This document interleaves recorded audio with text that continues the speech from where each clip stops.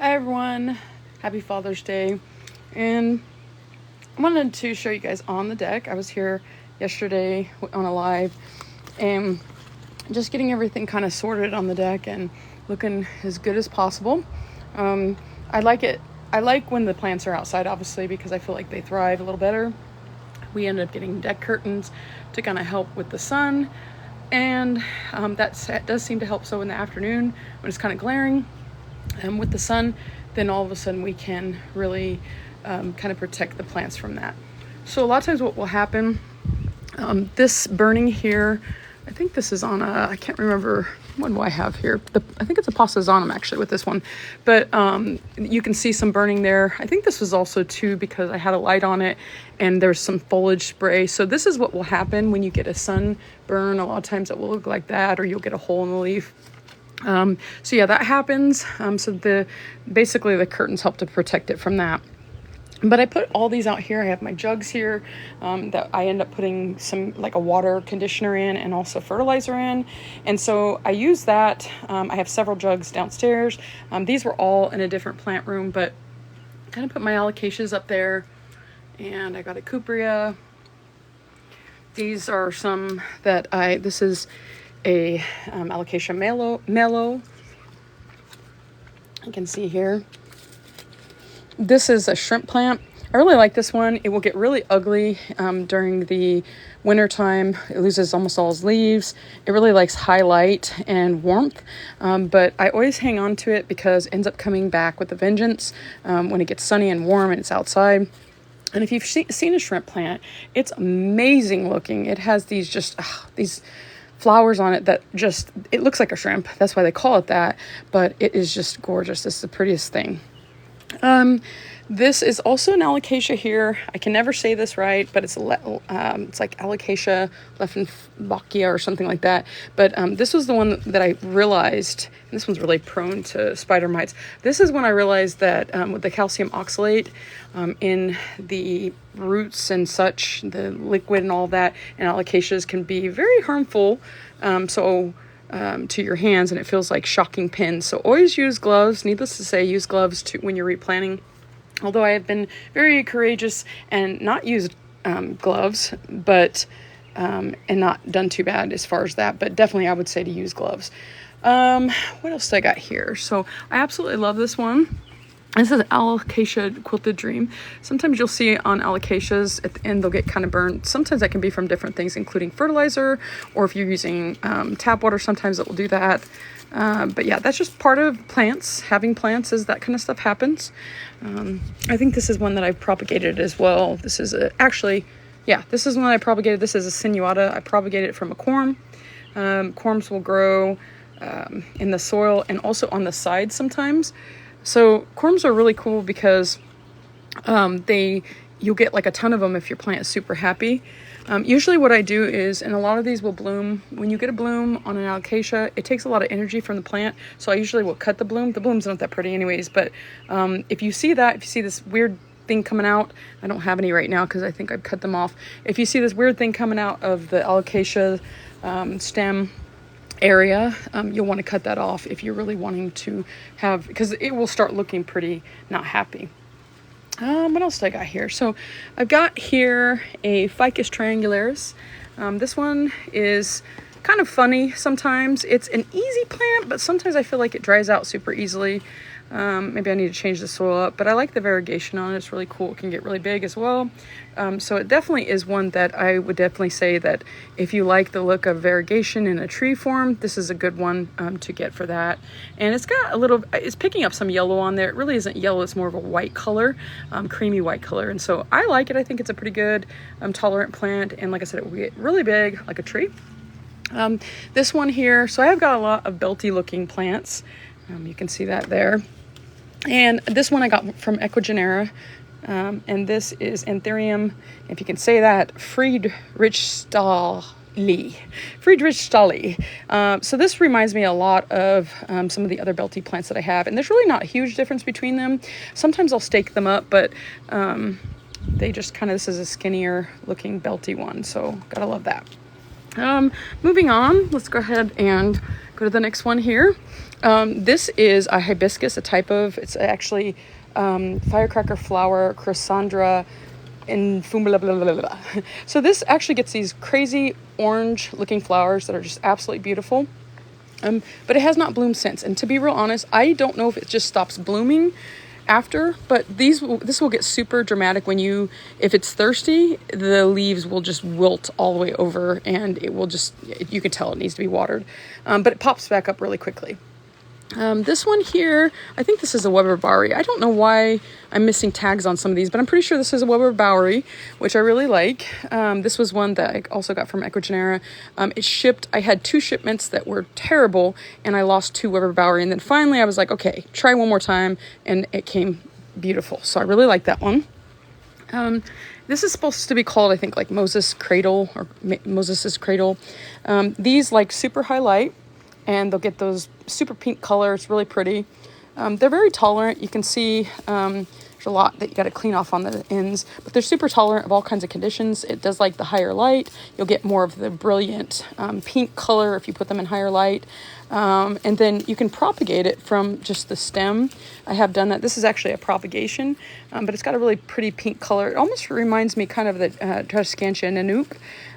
It has that same appearance, the same kind of pink color appearance. Let's move on to the next one. So I've got a Syngonium here, just a little Syngonium. This was kind of a rehab, but I don't even remember the name of it, what kind of Syngonium. If you guys know, comment below. But I do like Syngoniums. I think sometimes, the change in color of the leaves sometimes can be a little bit frustrating, but you can always put them, if they're like losing their variegation, but you can always put them back in sun, and usually that takes care of it. And they're super easy to propagate. I have an alocasia. Did I say alocasia? I have a Syngonium confetti in the front, and it's just absolutely gorgeous. So I'll have to show you guys that. Here's a Birkins. This was actually a Birkins. Birkins is really, I think it's kind of really just, I don't know. This is a great plant to have. You see some spots on there. This is something that's still recovering from. This is one that I kind of neglected a little bit, but it's coming back, doing better. But it can get really pretty, and sometimes you can even get some like pink. If you can kind of see the stems there, you can even get that in the leaf a little bit, and it's really pretty. And this is super easy to propagate. Like you can, like really, I mean, I could probably, I'll show you guys here. It's kind of hanging over the edge there. I could probably cut right there and get this whole thing right there. And I actually have a propagation of that right here, you can see. And so that one's doing okay.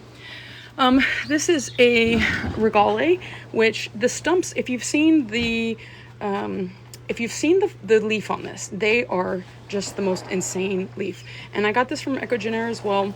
And I actually got 2 because I was just so blown away by them. And they're not kidding about their name. It's just super, just a beautiful, beautiful leaf. It's almost like, I mean, I don't know. It is very regal looking. But I've had this stump probably for 2 years now, and I've just been kind of hanging back on the watering a little bit. After it bloomed, or after the leaf was up forever, I was like, man, when is this thing going to ever get another leaf? And so I have another one downstairs that still haven't got its leaf. But I noticed, do you see what I noticed, everyone? Look at that. I know that I've got a leaf coming up there, and if you know anything about anthuriums, they have a tendency where they'll take forever to get a leaf, and then when they do get a leaf, it like almost, you can see it growing before your eyes sometimes is what it feels like. So that's that. And then let's see what else I've got here. This is a type of anthurium right here.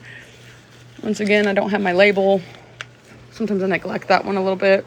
Spanish moss is kind of a weird thing. You got to let it dry out completely, because a lot of times what will happen is you'll get kind of this stuff here, especially if it's kind of clumped together. And then it really does not like to be, if you have a wood, like a wood plank or stick or something that's more natural, that's better for it to hang on. And then I kind of, when I water them, and how I water them is sometimes I'll take a spray bottle, I'll do that. I don't really like tap water, but I'll take a spray bottle, or you can put it in a bowl. Just make sure, like I said, you don't let it sit in there for a long time. You could do it like once a week. I'm bad at it. I don't do it quite once a week. I probably do it every 2 weeks, which is probably not the best. But since I've had it outside in the wind and everything, it's actually done okay. But it can get this kind of these dead parts, and you really just want to kind of comb everything out separately and just make sure.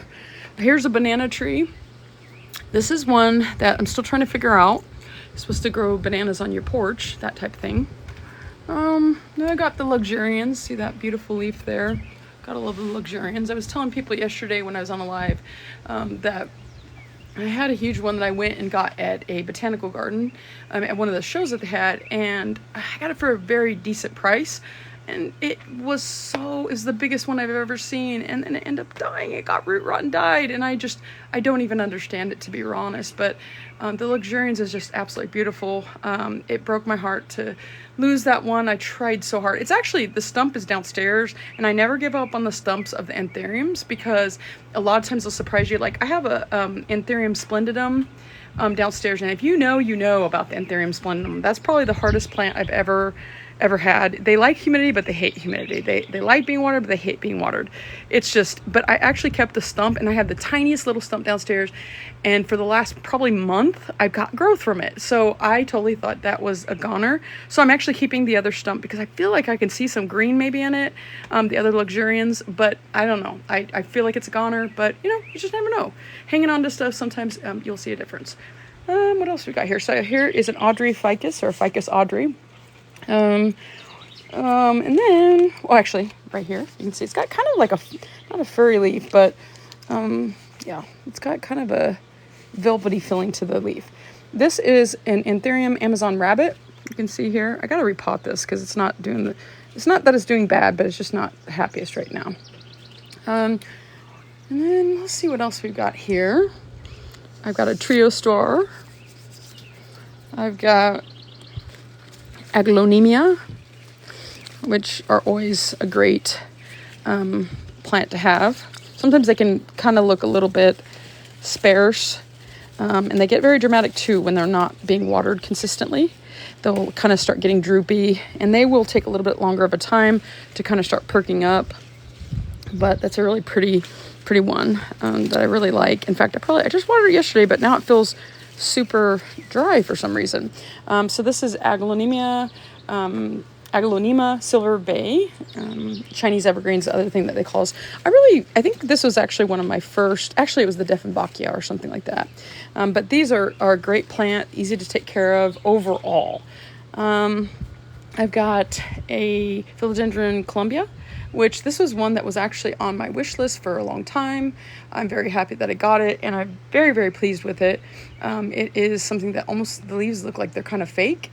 They don't even look real. So, and then I think I'm gonna, and you guys like if you want me to do this, but I'm thinking about, so I've often been asked if I sell plants, and I have at some points, but I'm thinking about maybe doing even like cuttings or starting to sell like parts and pieces of plants. So if you guys think that that's something you'd be interested in, also if you can write down other things that you might be interested in, as far as, I don't know, like pots or planters, waters, I don't even, the list is endless, but definitely I am going to probably be doing that soon, because this is my true love. I mean, I absolutely love working with plants, and I love sharing knowledge about everything, about plants, all about plants. I mean, it's something that I think that I do want to end up doing as something that I do all the time, and I know that I can, hopefully teach you guys some things about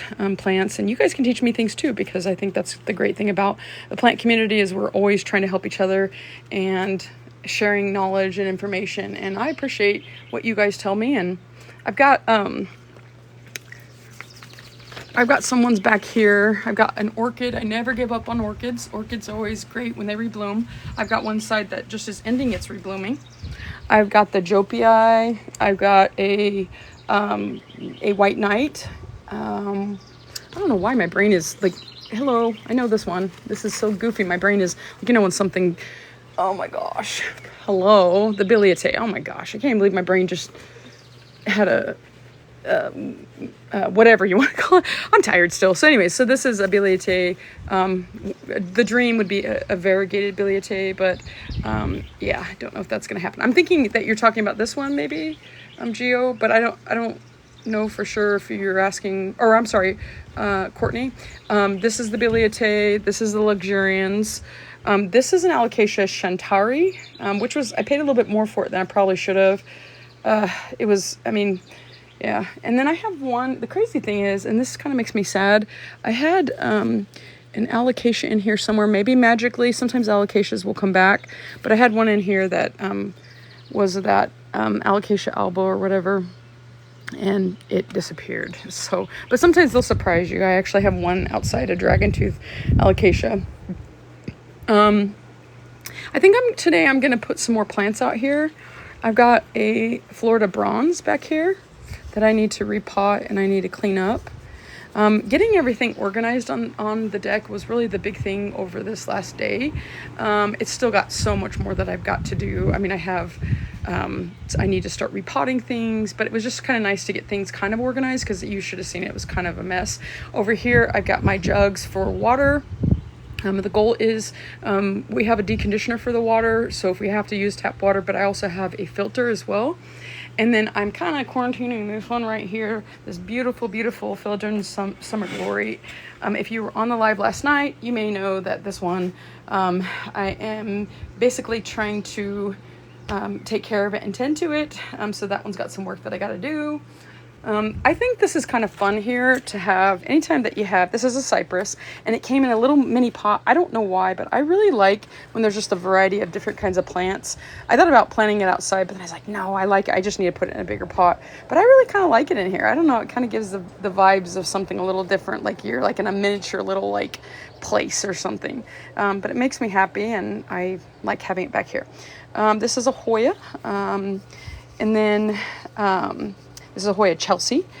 This was one actually was in a huge pot and I split it up. So it's not looking the best right now, but I'm working on it. So I have probably 10 or so pots of that. Well, that's pretty much everything that I can think of right now to show you guys, to basically kind of go around. But I'm going to do some more cleaning up here. I got this humidifier that I absolutely love. Kind of talked about that a little bit.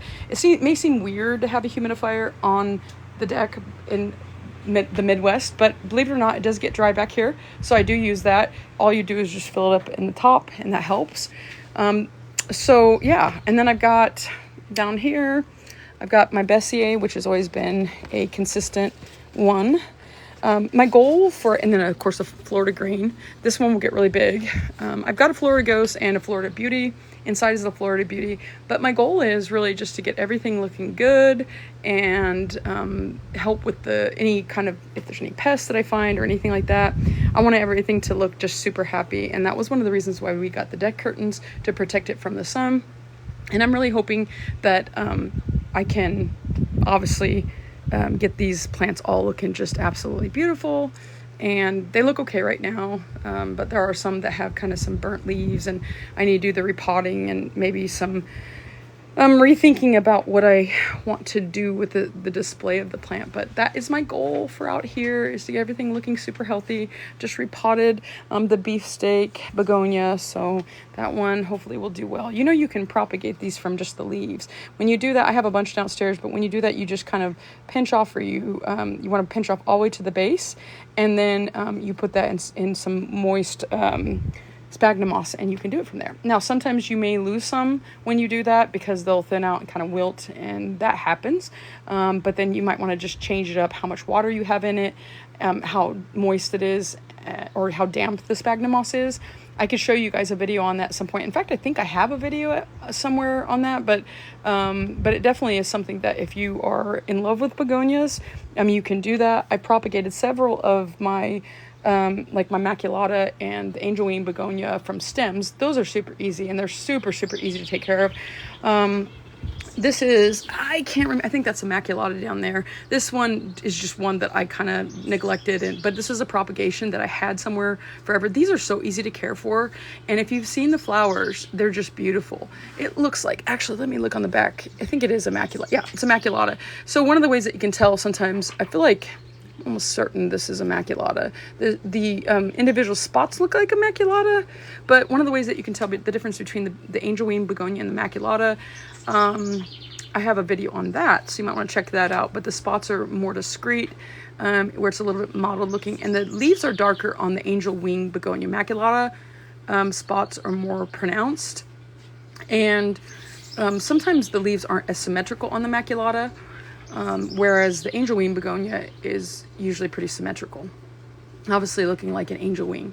So that is something that definitely you can tell the difference. And there's other things like the leaf, how thick it is, or the back of the leaf, the stem thickness, how tall it gets. Maculatas, I believe they get a lot taller. I want to say it goes up to 5 feet. The color of the flower as well. So there's lots of ways to be able to tell the difference between the two. Well, I'm going to go ahead and sign off for now. Thank you guys for joining. I appreciate you and hope you guys have a good rest of your day. I'll probably be on later, maybe even doing some plant chores. Gotta love this Never Never plant, really pretty. I'll probably do some plant chores, maybe kind of cutting some leaves off and repotting and stuff like that. So I may bring you guys with me. It just kind of depends on what I get done. But yeah, I'm glad that you guys are here with me, and I hope you guys have a really good day. And yeah, make sure to follow along. Thank you guys.